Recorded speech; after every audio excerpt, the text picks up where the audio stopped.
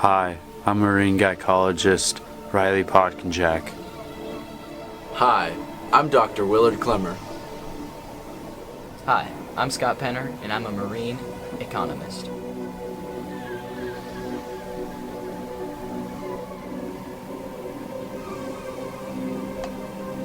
When I think of the ocean, I think of the sky. When I think of the sky, I think of birds. And when I think of birds, I think of freedom. And when someone says freedom, I get excited because I like the ocean. The ocean floor is like the desert, except it's underwater. The ocean moves like a twist chocolate vanilla cone. I always contemplate small fish and big fish.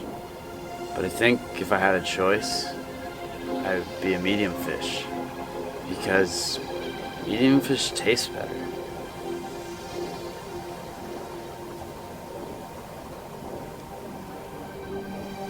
The desert is hot, but the ocean is cold. You know what the best part?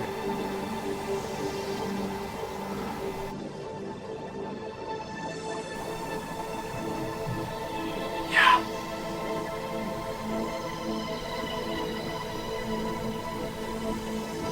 Jellyfish are Poseidon's seashells.